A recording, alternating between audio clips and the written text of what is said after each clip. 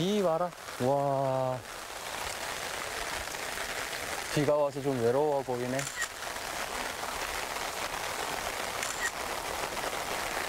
안녕하세요. 제주에서 온 사진작가 차기열입니다.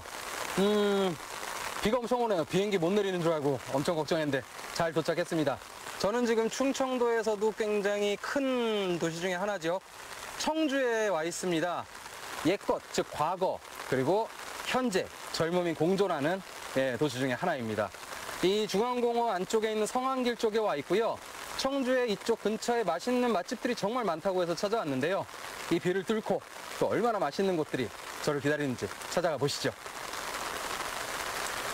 저 오후 되면 끝이려나? 와.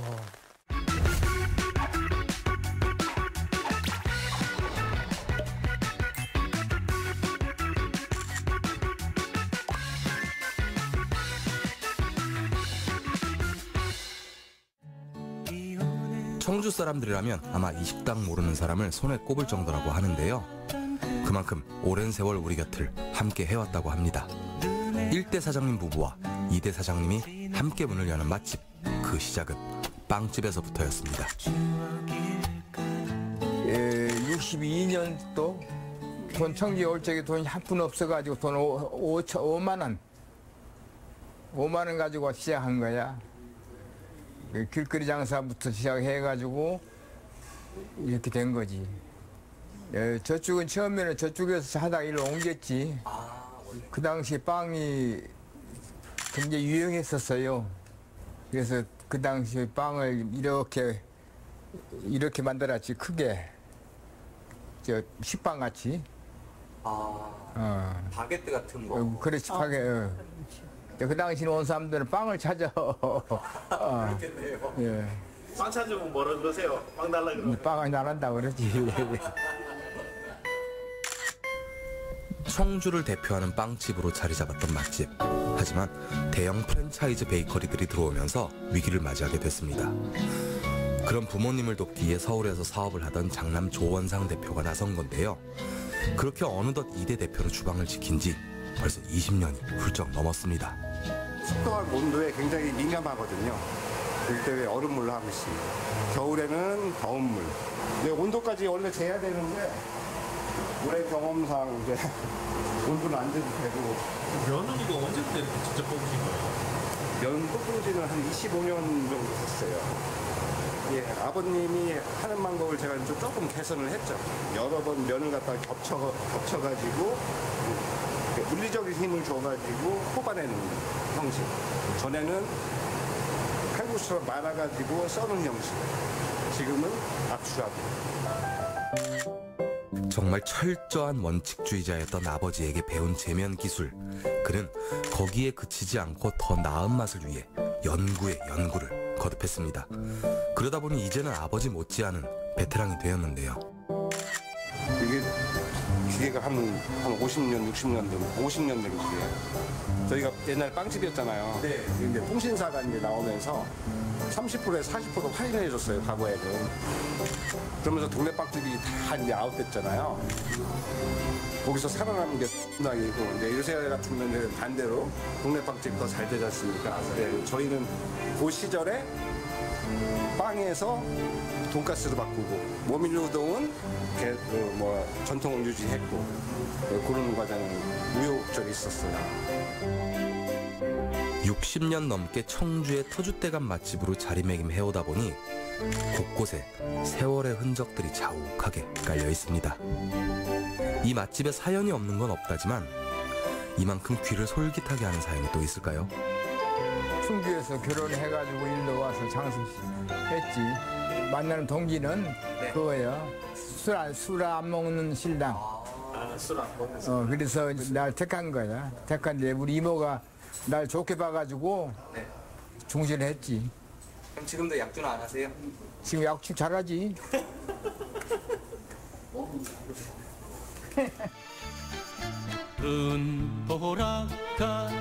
맛집은 평소에 긴 줄을 서서 먹을 정도로 붐빈다고 합니다. 오랜 역사를 이어온 만큼 손님들의 단골 연차도 남다른데요. 그만한 데는 다 이유가 있겠죠. 50년 단골이요. 여기에서 하는 음식을 이제 처음부터 초창기 빵서부터 시작해서 여러 가지를 먹어봤잖아요. 실증이 나지 않아요. 이런 맛의 깊이가 이제 그거는 하루아침에 이루어질 수 없는 그런 것이라고 저는 생각을 하거든요. 이제 그런 것이 지속적으로 여기 사람을 오게 하지 않나. 물을 집에서 갈아 넣어도 이 맛이 안 나요. 이상해. 뭐 특별한 뭐가 있나 봐요. 우리가 모르는. 맛있어요. 우동 국물도 맛있고요. 시원하니 오늘 같은 날은 더 그렇고 나는 새우 정식 같은 가스 같으면 좀 아삭아삭해요. 맛있어요. 이 맛이 잘 안 나더라고요. 이거 입덧 할 때 다른 음식 못 먹으니까 근데 이거 먹고 입덧 가라앉아가지고 엄청 많이 먹었어요. 이 모밀을. 그래요? 자극적이지가 않으니까 속 편안하고 시원하고 그게 뱃속에서부터 먹고. 근데 또 특이하게 여기 또 떡볶이가 있어요. 한 20년 전부터 항상 이용하던 떡볶이집이라서 맛이 항상 깔끔하고 매콤하면서 짜거나 이런 게 없어갖고요. 그냥 떡볶이의 그 본연의 맛이 잘 나오는 것 같아갖고 이런 다른 음식에도 곁들여 먹어도 맛있고 그래갖고 항상 이용하고 있습니다. 네. 손님들 한마디 한마디에서 진심이 뚝뚝 묻어납니다. 이는 60년 넘는 세월 올곧게 정성을 다한 부자의 마음이 닿았기 때문 아닐까요? 소비자 인식이 이상하게 메밀은 차게 먹는 음식 이런 식으로 인식이 되었지만 사실 그게 아니거든요. 예, 메밀은 원래 가을 겨울에 수확을 하잖아요. 근데 그 메밀면 자체는 가을 겨울이 굉장히 더 맛있어요. 이건 이미 묵은 메밀이거든요. 기계를 쓸 법도 한데요. 오직 자가제면만을 고집해왔기 때문에 우여곡절도 정말 많았답니다. 많은 시행착오를 겪었어요. 단순해 보이지만 카메라에 비치는 저희 모습 단순해 보이지만 단순하지가 않아요. 이거 좀 보세요. 습도가 높아가 이렇게 되면 메밀국수 주문이 많아지는 여름이면 아침 일찍부터 200인분 면을 뽑는 것으로 하루를 시작한다고 하는데요. 그 노력만큼 맛 역시 훌륭했습니다. 원래는 여기 진짜로 줄 서서 점심에 먹어야 되는데 지금 장마가 있고 비가 너무 많이 오다 보니까 사람이 조금 많이 줄었다고 사장님께서 울먹울먹이시면서 하소연을 하셨는데, 사실 이 모밀 같은 경우에는 제가 찾아다니면서 먹을 정도로 막국수랑 더불어서 메밀과 관련된 면은 정말 좋아하는 음식 중에 하나예요. 돈가스는 우리나라 직장인들 또 아이들 남녀노소 누구나 정말 좋아하는 거고, 우동 정말 추억과 많은 사람들의 사랑을 받고 있는 음식 중에 하나인데, 그 메밀 소바라고 하죠. 요거는 이제 이렇게 자루 판으로 나오는 거고요. 일본 쪽에서 이제 유래가 됐는데, 사실 메밀 소바라는 말은 좀 중국어라고 하네요. 소바 자체가 일본어로 메밀을 뜻합니다. 일본에서 워낙 이제 메밀을 가지고 국수를 많이 먹다 보니까 소바 자체가 그냥 그 메밀을 뜻하기도 하지만 면이라는 이름으로 이렇게 사용을 하고 있다고 해요. 근데 원칙적으로는 사실은 메밀 국수 혹은 소바, 키리 이렇게 나뉘어서 이야기하는 게 맞는 것 같고요.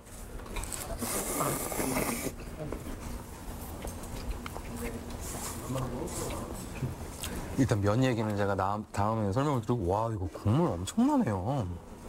1대 아버님부터 시작해서 지금 2대째 아드님이 운영하고 계시는데, 이 육수에 대한 자부심이 좀 남다르는데, 와, 그냥 뭐 제 육수가 다 그렇지라고 생각을 했는데 달라요. 그러니까 너무 달라요. 비린 맛은 일단 하나도 없는데, 이 깊은 맛이 엄청나네요. 한약재를 안 섞었는데 한약재 같은 맛도 나고.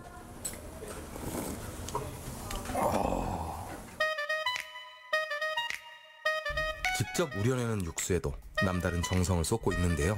맛의 비결은 바로 다시마로 우려낸 간장 원액. 이것이 바로 깊은 풍미를 책임진다고 합니다. 요게 이제 게시가 돼가지고 냉장고 수정해가지고 저희가 육수 끓일 때 제가 이걸 첨가를 해가지고 끓이거든요. 뭐 단순 작업이고 아버지가 하세요. 지금도 하세요. 91세 노인이. 거기에 멸치 그리고 다시마를 넣고 함께 끓여내면 60년 전통의 육수가 짜잔 하고 탄생하게 되는 거죠. 요리하는 사람한테 배워가지고 배우셨어요? 예, 그래서 개발한 것이 소스를 만들 적에 발효를 시킨 시기가 간장하고 그 맛이 딴 데하고 틀려.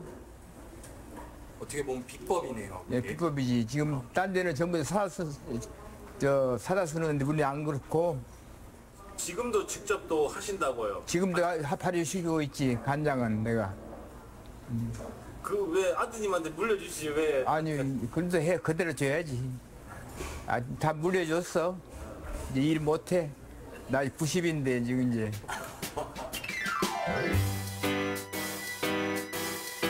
고되고 어쩌면 번거로울 법도 하지만 다른 사람의 손을 빌리거나 사서 쓰는 재료 하나 없이 정성을 다합니다. 그것이 부자의 철칙이자 손님들을 대하는 자세이기 때문이죠. 음식이라는 게 시간과 정성은 많이 들어가는 거고 시간도 꼭 들어가야 되지. 아, 당연하죠. 땀이 제일 중요해요. 소비자가 대본에 알아요. 오랜 고객들이 제가 땀 틀리지도 않은 걸 알아요.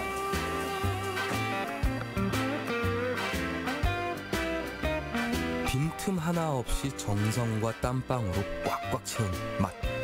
어떻게 맛이 없을 수 있을까요? 그냥 팥불 좋아요. 시원한 맛 내기 위해서.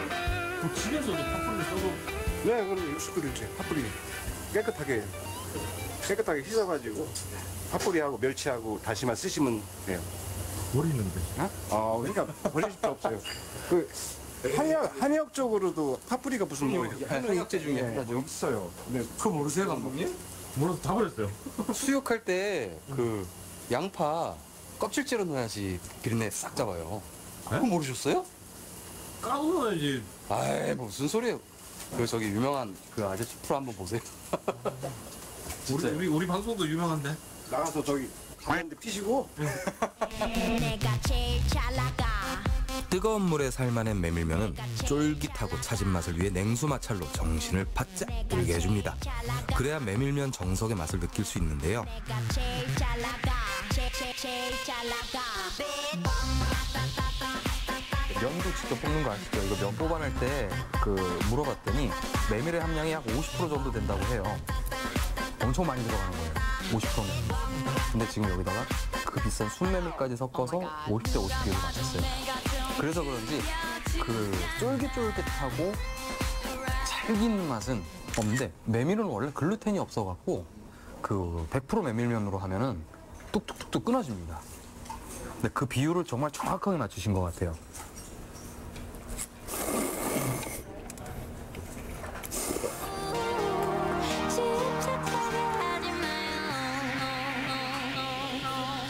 아 이거 또 말 없어지는데 이거 큰일인데? 그래도 맛있어요 진짜.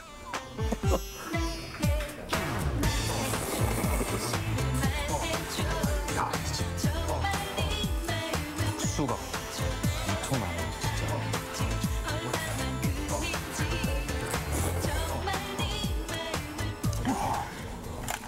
돈가스. 아, 이거 몸을 다 먹었네. 한 판 더 시켜 먹을까?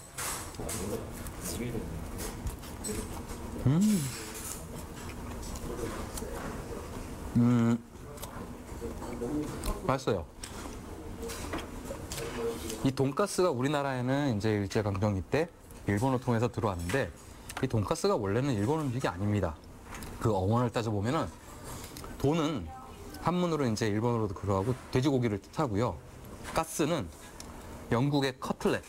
예. 그거를 일본식 발음을 하면 카츠레츠라고 하는데 뒤에 있는 레츠는 빼버리고 카츠라고 해서 돼지 커틀렛. 네, 포크 커틀렛이죠. 그게 이제 일본에 들어와서 돈가스로 이제 자리를 잡게 됐고요.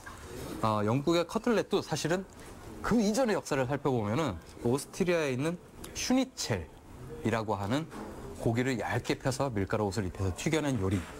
어떻게 보면은 이 전체적인 돈가스의 제일 조상은 오스트리아의 슈니첼이 아닐까라는 생각이 들어요. 제가 예전에 살던 남미의 아르헨티나 같은 경우에는 밀라네사라고 하는 굉장히 비슷한 이런 고기 튀김이 있습니다. 거기도 얇게 점여서 튀김옷을 만들어서 입히는데 그 아르헨티나에서 사실 돈가스라든가 우리나라 경양식 돈가스가 그리울 때 그 밀라네사를 먹었던 그런 기억들도 나고요.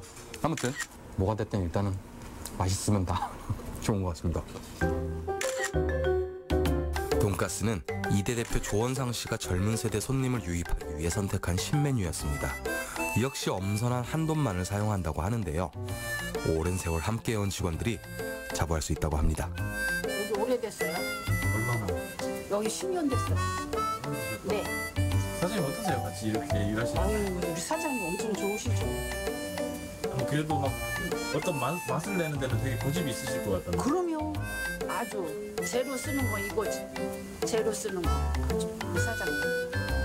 좋은 것만 쓰시잖아. 좋은 것만 쓰시잖아. 아니 우리가 오래 있었으니까 알지. 그거. 아니 뭐 사장님이 뭐 저거 해서가 아니라 우리가 보고 하니까 우리가 직접 그런 거 다 하고 하니까 사장님도 우리 저 멸치나 다시마 오는 거 다 보잖아. 다 좋은 것만 쓰시고. 이 정도면 믿고 먹는 맛집으로 인정해야겠지요? 음식에 진심인 사장님의 마음을 여실히 느낄 수 있었습니다.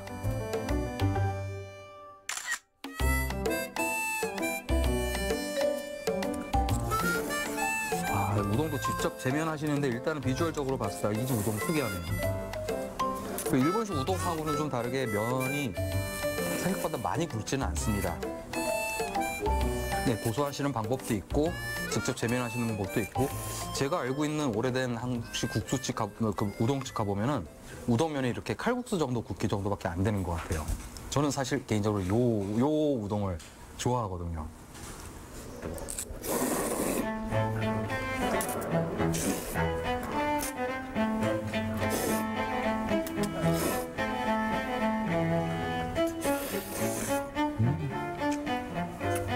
그 우동면은 하루 숙성. 이유가 있을까요? 아무래도 찰기죠, 식감. 하루 뺀 면보다는 숙성을 시키면서 하루 그러니까 냉장고에서 냉장 숙성을 시키면서 식감을 좀 더 쫄깃하게 하는 과정? 그렇게 보시면 돼요. 일본식 우동은 약간 그 육수 자체가 해산물 쪽에 좀 가깝다고 저는 표현이 들거든요. 그 위에 가스오부시를 올려서도 그런 것 같은데 이거는 약간 어떤 느낌이냐면은 딱 우리나라 좀 진한 칼국수, 진한 칼국수, 그거로 먹는 것 같아요. 사실 그 비교를 설명하기는 좀 어려운데 이건 먹어봐야지 다 아는데 시원하다고 표현하죠.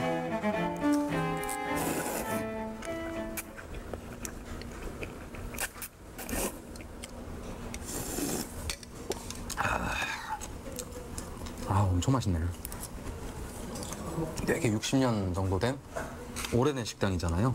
그 명맥을 그 메뉴랑 같이 그대로 이어오신 게 저는 개인적으로 좋다라는 느낌보다는 고맙습니다라는 한마디를 하고 싶고요.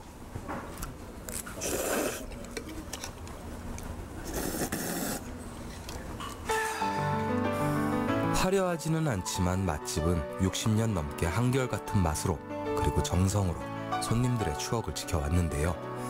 누구도 따라올 수 없는 이 고집스러움이 100년을 이어갈 수 있는 원동력 아닐까요? 정보를 입수했거든요.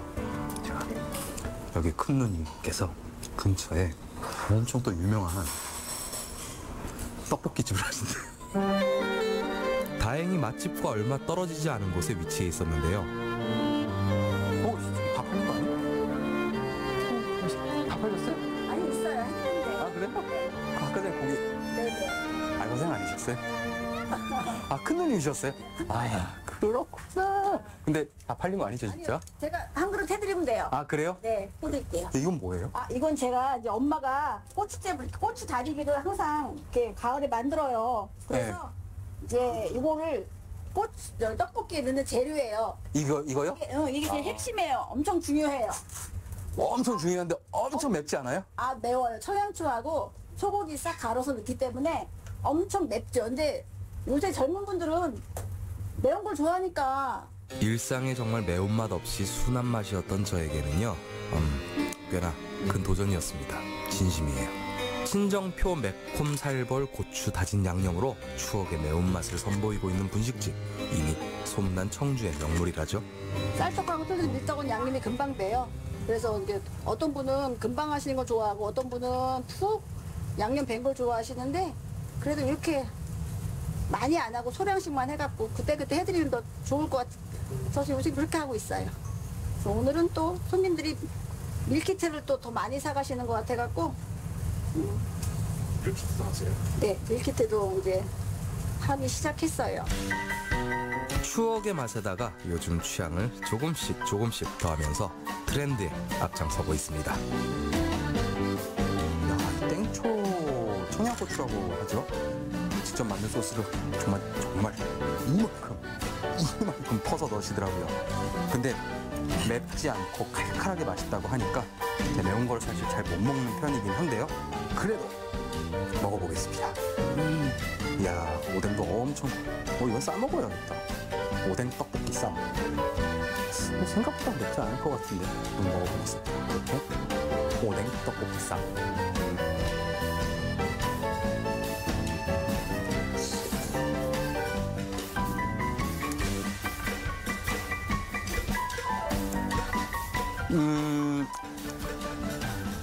일단 맛있는 걸 떠나서 생각보다 맵네요. 사장님, 칼칼하네요. 근데 좀 매워요. 칼칼하다면서요. 이게 비가 아닌데요, 제가. 그쵸, 한국 사람은 이 정도 먹어야죠. 아, 제가 왜 좀 놀랐냐면은 그 닭볶음탕 혹은 맛있게 졸여진 매운탕? 약간 그런 맛 나는데요. 떡볶이 같지 않고 되게 오랜 시간 졸여낸 그런 탕 요리 생각나요. 오뎅 때문인가?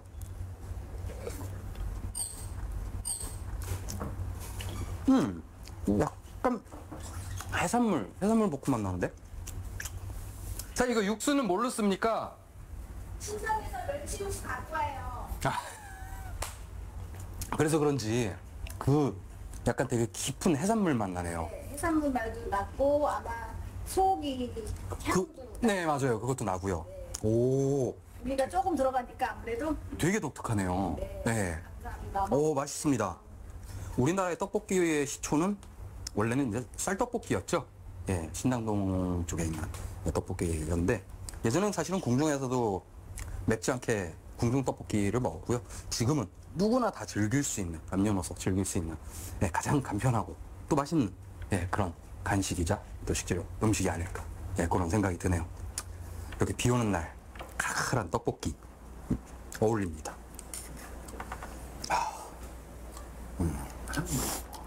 한 개만 줘.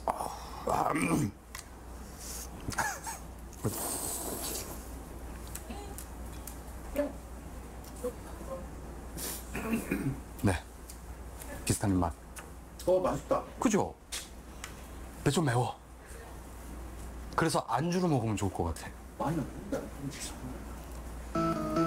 그래요? 네가 저 제일 섭잖아. 그거. 아, 매운 거 잘 먹어요? 숟가락 국물 먹게. 안 매워요? 괜찮은 것 같아요. 근데 매운 거 잘 못 먹는데 맛은 없지. 생각보다 많이 안 달고 괜찮고 맛있는 거. 코로나 걸린 거 아니에요? 코로나 걸린 매운 맛. 맵지도 않고. 근데 나도 안 매워. 저 매운 거 잘 못 먹는데. 와. 안 매워. 와. 하나도 안 매워. 하나도 죽는다. 이제 어떤 분은 밖에 제가 김밥을 드셨어요. 혼자요. 밥만 아우 방송인이세요. 무슨 뭐 입에 들어가자마자 맛있어요. 맛있어요. 이게 맛있는데 그게 중요한 게 아니에요. 맛은 있는데 맵냐 안 맵냐.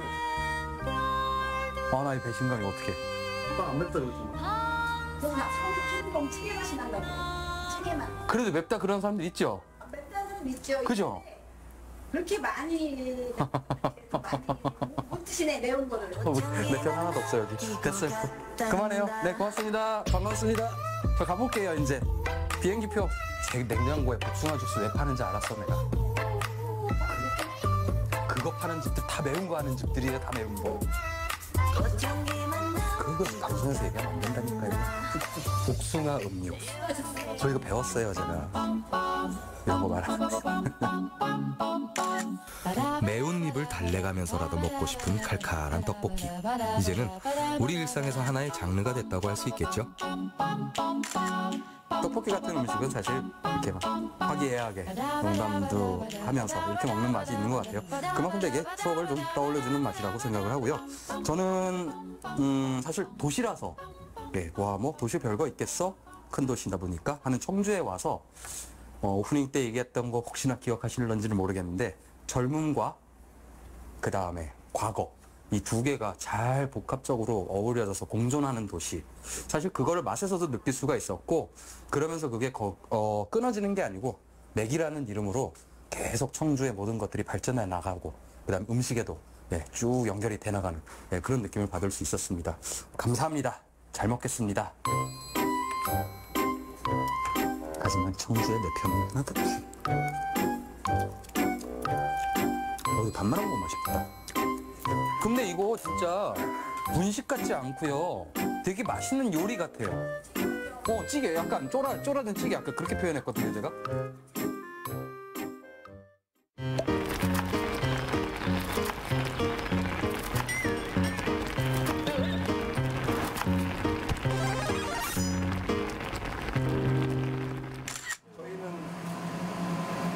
공장에서 사다가 육수 만들고 면 갖다 쓰고 있는 게 하나도 없어요. 다 수제.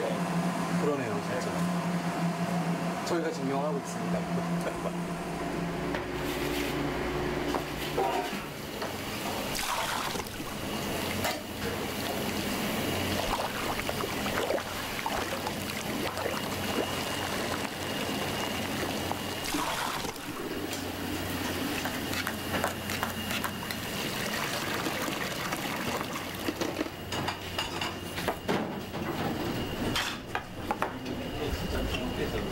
요거를 원래는 요 쭈유 소스 여기다가 이제 살짝 찍어 먹습니다.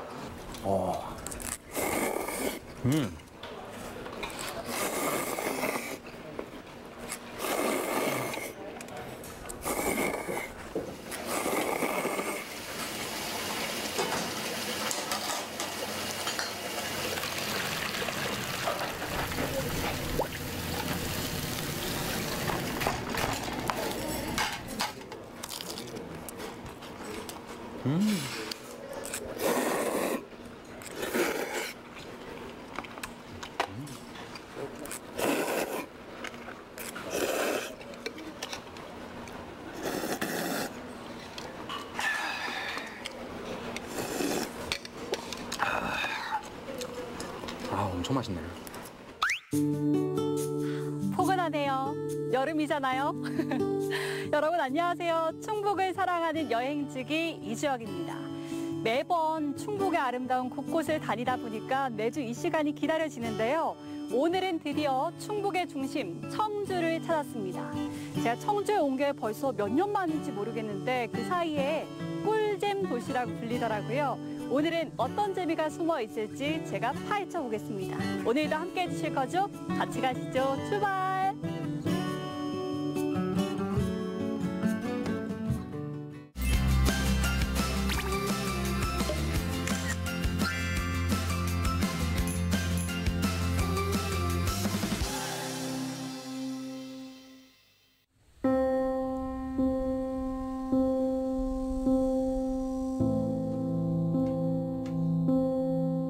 고즈넉함이 인상적인 어느 한옥문을 들어서면요. 단아하면서도 우아한 멋이 발걸음을 성큼성큼 이끕니다. 집이 참 넓죠. 이곳에 사셨던 주인의 모습과도 그 풍채와도 닮아있지 않나라는 생각이 드는데요. 바로 이 만원권 지폐에 그려져 있는 세종대왕의 초상화를 그린 운보 김기창 화백이 실제로 사셨던 공간입니다.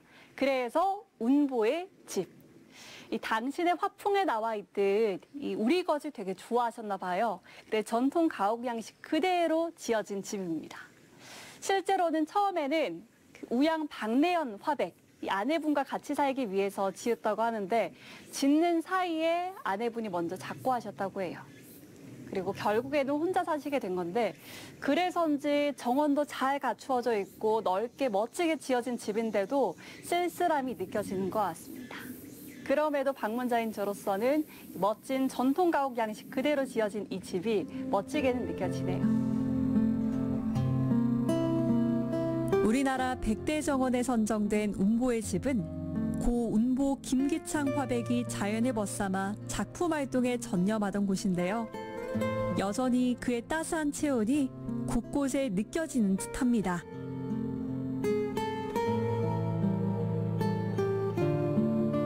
안녕하세요. 역시 크시군요. 자, 미술관.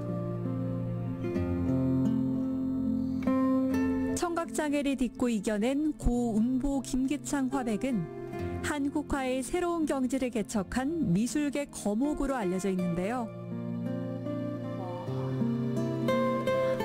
처음에 운보미술관에 발을 디디면 눈길을 빼앗는 작품이 있습니다. 바로 옆에 있는 조국통일이라는 작품인데요. 원래도 김기창 화백이 유명했지만 이 작품, 청록산수라고 하는 당신만의 작품 세계를 정립함으로 인해서 더 크게 이름을 알리게 된다고 합니다. 저도 봤을 때 처음에 뭔가 위압감이 느껴진달까요? 이 굵은 붓질 그 선에서 강한 힘이 느껴지고요. 짙은 색감에서 오는 위엄이라는 게 있어요. 이런 작품은 어디에서도 보지 못했습니다. 뭔가 시선을 머물게 하는 그런 힘이 있어요. 그러다가 돌연 이 화풍이 변하게 되는 계기가 있는데요. 1976년 우양 박내연 선생 아내분이시죠. 작고하시면서 이 청록산수가 바보산수라는 화풍으로 바뀌게 됩니다. 산수라는 것이 원래 자연만 등장을 하는 건데 거기에 사람이나 혹은 사람의 모습을 한 동물의 모습이 더해지는 건데요. 그러면서 바보산수라는 그리고 바보운보라는 또 별명을 얻게 된다고 합니다. 힘찬 분놀림의 인물화, 풍속화부터 추상화를 넘나들며 폭넓은 역량을 보여준 화가였습니다. 운보 김기창 화백은 청각장애를 딛고 작품 세계를 펼친 예술가잖아요. 처음에 스승에게 그림 그리는 법을 배우고 나서 바로 대회에 입선할 정도로 예술계 거목으로 또 지금까지 계속해서 이름을 알리우고 있는 예술가신데요. 그럼에도 누군가와 이야기를 할 때는 뭐 구어라든지 필담을 나눴다고 하지만 실질적으로 바로바로 소통하는 데 있어서는 조금 어려움을 겪지 않았을까요? 그 마음을 녹여낸 작품이 바로 옆에 있는 태양을 먹은 새라고 하는데요. 어떻게 태양을 먹을 수 있겠어요? 그 답답한 마음을 그려낸 작품이 아닌가 싶습니다. 그럼에도 그 답답한 마음을 그대로 녹여낸 게 아니라 지금 붓선을 보시게 되면 굉장히 제 눈에는 절제되어 보여요. 그 마음을 나타내긴 해야 되겠는데 또 그대로 있는 그대로 나타내면은 그게 온전히 전해지질 않잖아요. 그래서 이런 작품들이 더 많은 생각을 갖게 하고 더 와닿는 것 같아요.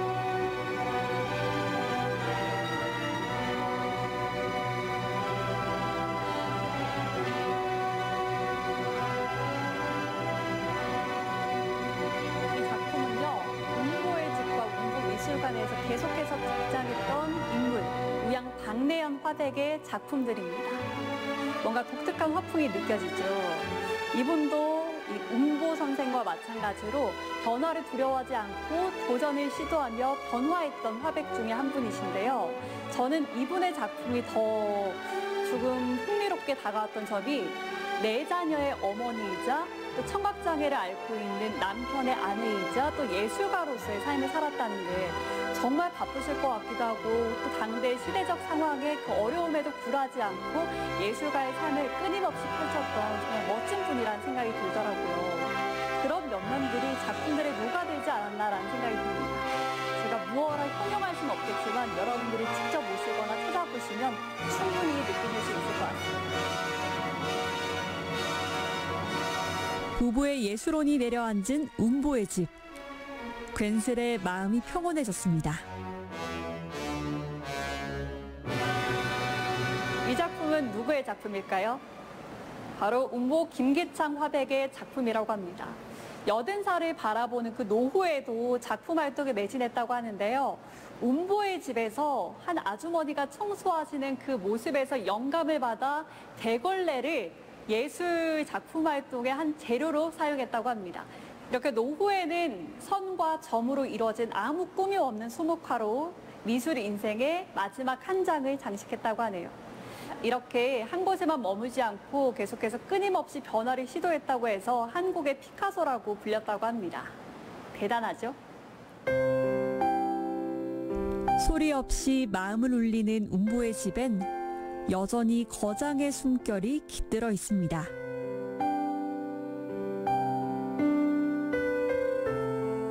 안녕하세요. 안녕하세요. 안녕하세요. 지금 소리 들리는 총 맞죠? 아, 맞습니다. 여기는 청주 종합 사격장입니다. 그럼 여기에서 저도 쓸 수 있는 건가요? 네, 일반인들은 클레이 사격을 하실 수 있으십니다. 네. 일반인이라고 하면은 뭐 선수분들도 계시는 거예요? 네, 선수분들 밑에 사격장에서 권총 사격, 공기총 사격은 밑에 선수만 가능하시고요. 일반인들은 만 14세 이상 일반인들은 클레이 사격만 가능하십니다. 클레이 사격은 날아가는 표적을 맞추는 레포츠로 집중력과 민첩성을 기르는데 효과적이라고 하는데요. 보기만 해도 스트레스가 훌훌 날아가지 않나요? 저도 서약서를 작성하고 실탄을 수령해 클레이 사격 도전에 나섰습니다. 안녕하세요. 네, 안녕하세요. 반갑습니다. 네, 반갑습니다. 네, 클레이 사용하러 오신 거예요? 네, 맞습니다. 네, 그러면 일단 여기 안전수칙 한번 같이 주실까요? 네. 아무래도 총기를 다루는 레포츠다 보니 안전수칙은 꼼꼼히 숙지해야겠죠? 안전장비도 마찬가지입니다. 그러면 지금 하시는 선생님들은 네. 뭐 자격증을 갖추고 하시는 거예요? 2급 경기지도자 아. 자격증을 소지하고 있습니다. 또 여기에 선수분들도 계시다고 하던데. 선수는 저쪽 A 비사대에서 훈련을 하는 거고요. 여기는 일반인 체험장입니다. 그래서 일반인 분들이 남녀 누구나 와서 네. 쏠 수 있는 곳이여기입니다. 그리고 뭔가 전문가의 포스가 좀 느껴지거든요. 혹시 선생님도? 예, 전 국가대표였었습니다. 와, 제가 선생님 진짜 잘 만났네요. 네. 어느 종목의 국가대표셨어요? 아, 클레이 사격에는 트랩, 더블 트랩, 스키트라는 세 종목이 있습니다. 그 중에서 트랩이라는 종목을 했었습니다. 아까 전에 저기서도 트랩이라고 말씀을 하셨던 것 같은데. 네, 맞습니다. 트랩이 뭔가요? 아, 트랩이라는 종목은 전방, 좌측, 우측으로 랜덤으로 날아가는 표적을 맞춰서 쏘는 겁니다.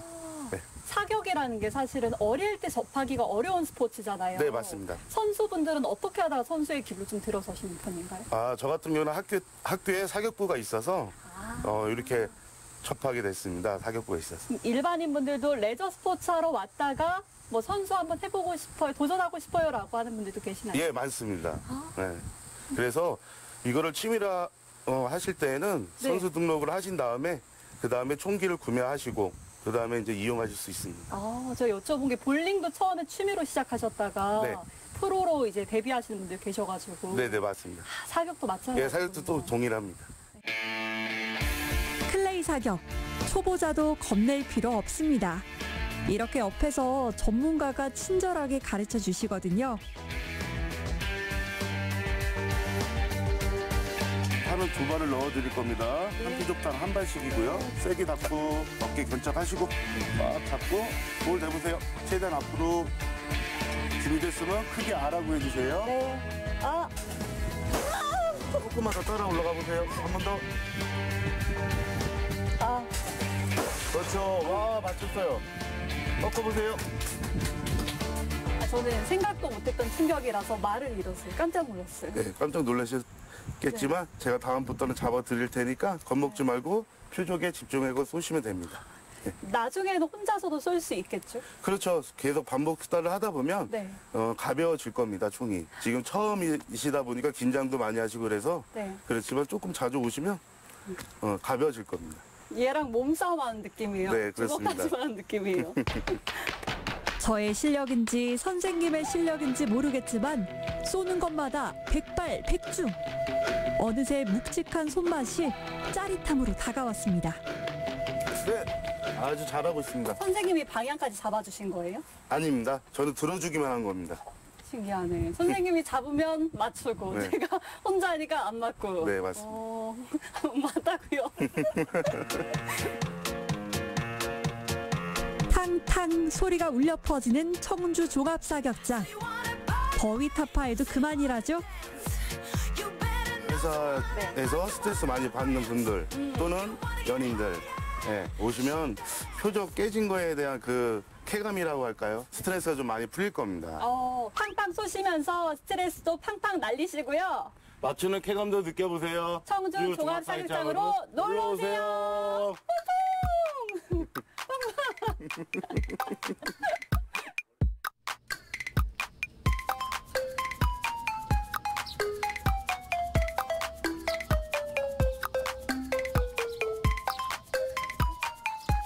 아니 날도 후텁지근한데 음수대 있는데요. 목 좀 축이고 갈까요? 오, 물은 시원한데요? 딱이다.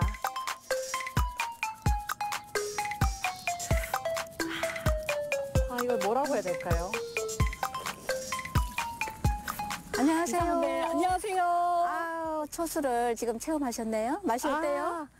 이게 초수라고 하는 거예요? 초수 맛이요. 탄산수긴 한데 김이 약간 빠져서 이거 뭐라고 해야 될지 모르겠어요. 이 초수의 성분이 인체에 유익한 미네랄과 칼슘, 탄산, 나듐 등이 아주 풍부하게 들어있기 때문에요. 이 물로 목욕을 하시면 병이 낫는다고 그래요.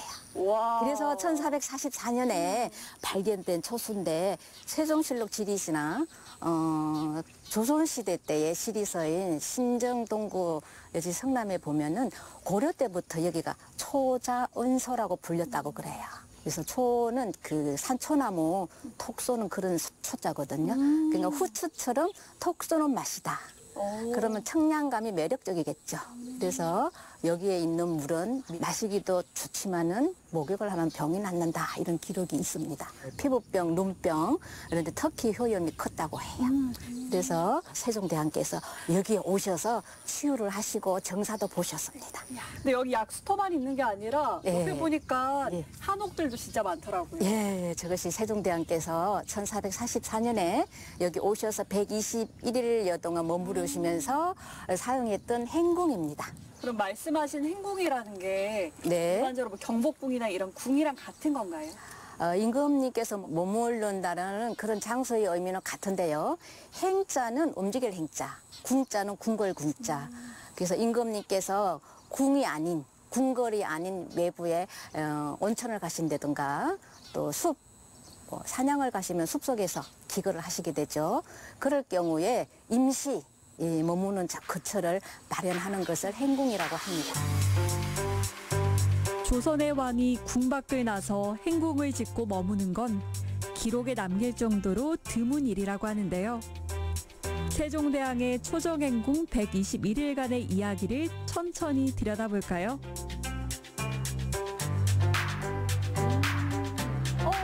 이게 그때 당시 어가 행렬입니다. 네, 세종께서 초정의 행궁에 오실 때 행렬이 있고요. 머무르시면서 어떻게 지내셨나 하는 그런 기록물이 게시되어 있지요. 근데 1차 때는 이제 피부병이라든지 병 때문에 오셨다라고 하면 2차 때는 뭐 때문에 오셨어요? 2차 때도 아직 그 병이 지금으로 말하면 당뇨가 심해서 가지고 그 합병증으로 눈이 안 좋으셔서 2차 때도 가을에도 또 이제 그 치유하시고 그때는 이제 세제 제도, 세금 제도, 그다음에 토지 공법인 그 공법을 백성들은 좀 덜 내려고 하고 지금이나 예나 관리들은 더 많이 거두시려고 해서 다툼이 생기잖아요. 네. 그 다툼을 없애고 형평성, 공평하게 한 제도가 세금 제도가 뭔가 해서 심혈을 기울여서 만들어낸 토지공법인 연분구등법, 전분육등법을 여기서 완성하셔서 여기 이웃마을, 그 당시는 청안현이죠. 지금은 청안면에서 시범 운영을 하시다가 그 후 200년 동안 토지공법이 시행이 됐다고 해요. 그래서 세종은 600년 전에 이미 현재 우리가 사용하는 조세 법률 제도를 시행하신 분이다. 이렇게 우리가 말씀을 드릴 수가 있겠죠. 여기 초정행국에서 한글 관련 작업도 하신 건가요? 그렇죠. 그 세종실록의 어떤 기록에 봐도 한글 창제를 어떻게 하셨다는 기록은 없다고 해요. 단 한 줄만 딱 있다고 하거든요. 세종께서 봄에 초정을 간다고 했을 때 학자들이 뭐 그리 급하고 중요한 일이 있어서 초정을 가시려고 합니까? 그 한 줄이 있다고 하거든요. 그래서 세종께서는 한글을 만들어 놓으시고 마무리 작업을 해서 반포를 하시고 국민들에게 쓰게 하시려면 바쁘잖아요. 그러면 이제 몸도 안 좋으시니까 치유도 하실 겸 한글을 봄에 가서 여기서 정리 작업을 해야 되겠다 해서 오신 곳입니다. 세종대왕의 발자취를 따라가다 보니 그 숨결이 느껴지는 듯한데요. 자신의 몸과 마음을 치유하는 와중에도 발명에 큰 업적을 남겼습니다. 시대에는 과학이 눈부시게 발전이 됐다고 그래요. 그래서 저는 가장 눈여겨보이는 게 초국이에요. 비의 양을 측정하는 기구. 그때는 농경 문화였잖아요. 농사가 잘 되어야만이 백성이 평화롭잖아요. 그렇죠? 그래서 초국이는 인류에서 세종대에 처음 발견하지 않았나. 이탈리아의 카소텔리오가 200년이 후에 발견이 됐다고 그러거든요. 그래서 우리 그 초국이는 정말 세종께서 세종시대 때 장명시를 비롯해서 여러 가지 이제 인재들과 함께 만드는 최고의 과학기구가 아닐까. 그렇게 저는 칭송을 많이 해드립니다. 근데 세종대왕님은 어떻게 이렇게 발명이라든지 과학에 관심을 가졌던 걸까요? 네, 그거는 뭐 누구든지 다 알 수 있는 애민사상이죠. 백성을 사랑하는 마음, 백성들을 평화롭게 화평한 시대를 만들어서 행복하게 살기 위함이었고요.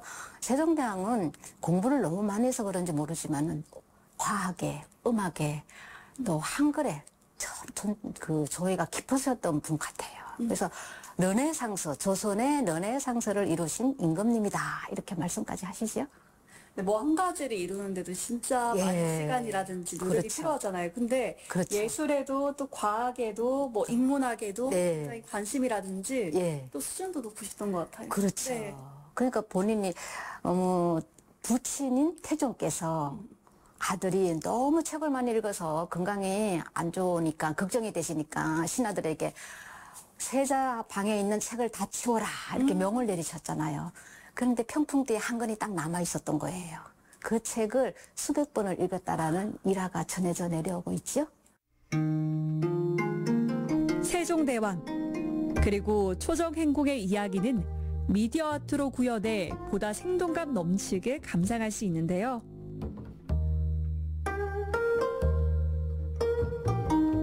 세종대왕께서는 나라의 치세의 그 철학을 칼과 총 대신에 문화로 글과 한글을 만드시고 또 과학기구를 만드시고 음악을 만들으시면서 그렇게 문화로 경영을 하신 리더십을 발휘하신 거죠.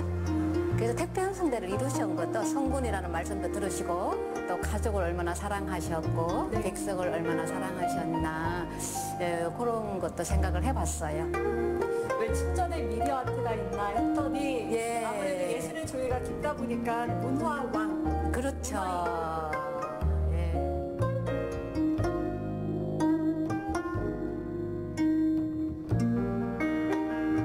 야, 이 넓다고 하는 행궁도 선생님 설명 듣다 보니까 다 돌았습니다. 근데 걷다 보니까 좀 허기가 지지 않나요? 제가 여기로 가는 이유가 있습니다. 뭔가 맛있는 냄새가 나더라고요. 총인가? 어딨지? 진짜였네. 수락가. 안녕하세요. 어서 오세요. 저 네. 맛있는 향기에 이끌려서 왔더니 수락관이라고 적혀 있더라고요. 네. 여기 수락관은 어떤 네. 생각을 하세요? 음식을 만드는 곳, 장금이가 일했던 곳? 아, 네. 그렇죠. 수락관은 임금님의 그 식사를 만드는 곳이 수락관이죠. 네. 예, 그래서 여기가 세종 임금님이 머물렀던 초정 행궁이니까 그 배경을 살려서 이렇게 수락관이라는 공간을 만들었습니다. 네. 저 달그락달그락 소리도 들었는데 여기에서 음식도 먹을 수 있나요? 아, 네. 여기 오시면 주말에 운영하고 있는데요. 임금님께서 드셨던 점심, 골동반을 드실 수가 있습니다. 골동반이 뭐예요? 골동품 같죠? 네. 골동품은 아니고요. 골동이라는 말은 여러 가지가 합쳐진 것 그런 뜻이 있어요. 그래서 한문으로 쓰면 여러 가지가 합쳐진 밥이고요.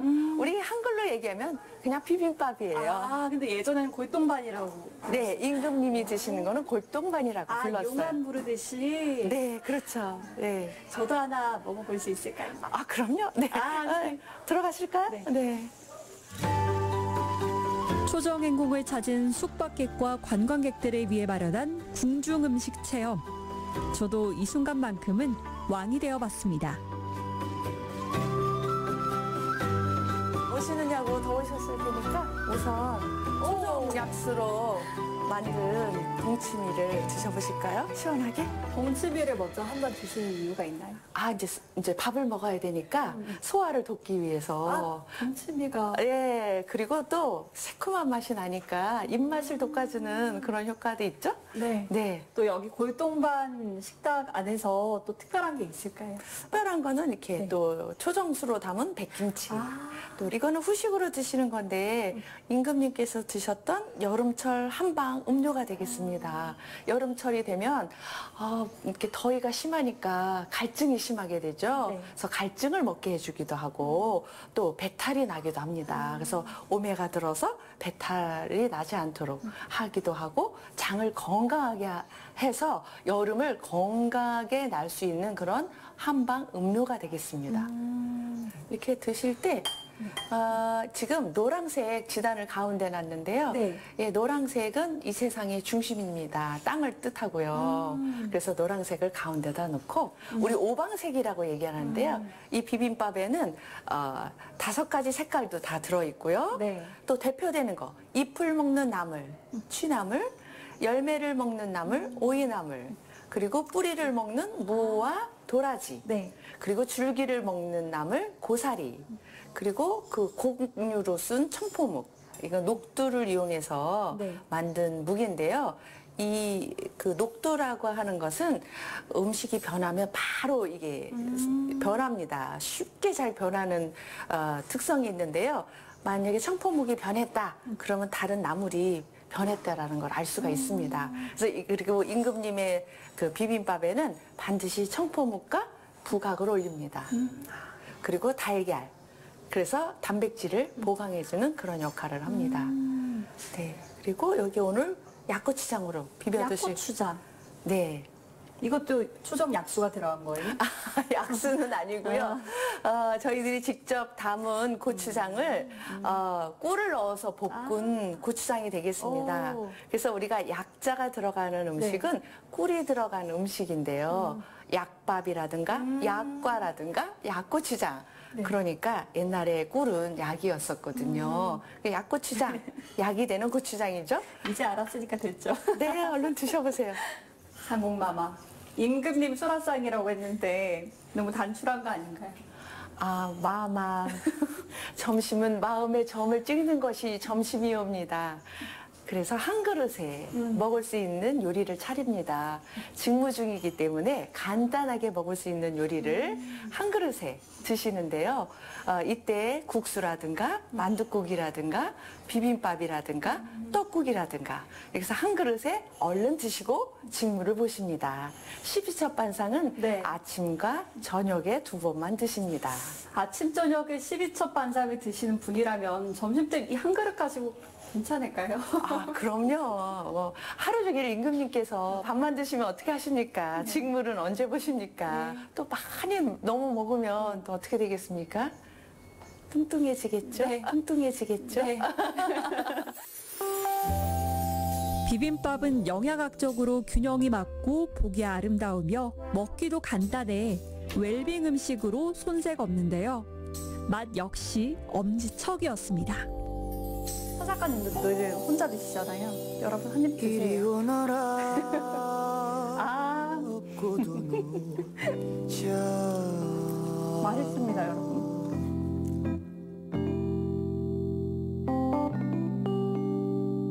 아, 알차다, 그쵸? 예술이 있고 역사와 전통이 있고 스릴 가득한 레저 스포츠까지 청주가 왜 꿀잼 도시인지 인정.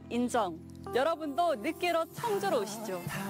이렇게 해서 충북의 11개 시구들 빠짐없이 만나왔는데요. 매번 또 와야지, 다시 와야지 했는데 정말로 다시 갑니다. 다 같이 돌자 충북 2바퀴. 여러분 다음 주에도 아름다운 충북에서 봐요. 안녕. 또 봐요. 내 사랑 이리 보아도 저리 보아도 내 사랑 내 사랑 사랑